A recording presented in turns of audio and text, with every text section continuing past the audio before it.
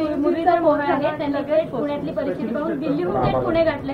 तर आता तुम्ही महापालिकेच्या कंट्रोल रूमची पाहणी केली, काय नेमकी परिस्थिती आताची आहे? कारण सकाळ भयंकर परिस्थिती आहे। नाही, काही भागामध्ये सुद्धा आम्ही गेलो, आमची सगळी मंडळी, आमचे सगळे आमदार, सिद्धार्थ शिवाय, माधुसाहेब, आमच्या पक्षाचे तर सगळे कार्यकर्ते अगदी पहाटेपासून सगळ्या भागात, सगळ्या वस्तीत आहेत, लोकांना आधार देत आहेत, त्या लोकांना वाचवण्याचं काम करत आहेत। महानगरपालिका म्हणून खरं प्रशासनाने जे काही सकाळपासून फील्डवरती काम करणं अपेक्षित आहे, ही सुद्धा मंडळी सगळी काम करत आहेत। कॅचमेंट एरियात झालेला जो पाऊस आहे आणि त्याच्यामुळे काही विसर्ग पाण्याचा धरणातून केला गेला, त्या पाण्यातून हा सगळा प्रसंग घडलाय। इथं काय पुराचा ही सगळी परिस्थिती निर्माण झाली, लोकांचं नुकसान झालंय, घरात पाणी गेलंय, गाड्या पाण्यामध्ये आहेत। तर त्याच्या संदर्भात आज ही सगळी आता बैठकही झाली, माहिती आम्ही सगळ्यांनी घेतली। उद्या आम्ही सगळे मिळून माननीय कलेक्टर असतील, महापालिका आयुक्त असतील, पोलीस कमिशनर असतील, MSEBचे चीफ इंजिनियर असतील, ही सगळी मंडळी आम्ही विभागीय आयुक्त असतील, एकूणच या सगळ्या परिस्थितीचा आढावा आणि जे नुकसान झाले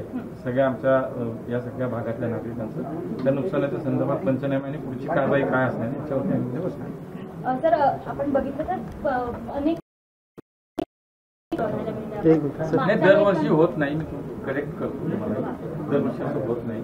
ज्या वेळेला कॅचमेंट एरियात मोठा पाऊस होतो 11 नंतर जो झाला, पण आता काय झालं की जवळपास रात्रभर, काल दिवसभर खूप पाऊस झाला, म्हणजे खडकवासला, वरसगाव, पानशेत या धरण क्षेत्रामध्ये खूप पाऊस झाला आणि मोठ्या प्रमाणामध्ये पाण्याचा विसर्ग तिथून सुरू झाला। साधारणतः 40,000 क्युसेक असेल, 50,000 क्युसेक असेल, या साधारणतः मोठ्या प्रमाणात या धरणावरती मोठं पाणी सोडलं गेलं आणि म्हणून थोडंसं नागरिकांना वेळीच सांगण्यात दोन्ही प्रशासनांचा समन्वय थोडासा मला वाटतं कमी पडला आणि म्हणून घडलं। पण आज सगळे काम करतात। आता मला असं वाटतं प्राधान्य लोकांच्या या अडचणी दूर करण्यासाठी असावा। दिल्लीहून पुणेकरांची सेवा करण्यासाठी आले। माझं काम आहे, पुण्यात मला पुणेकरांनी निवडून दिले, मला अधिवेशन चालू आहे, पण मी परवानगी घेऊन आलो, मला शेवटी इथं थांबलो।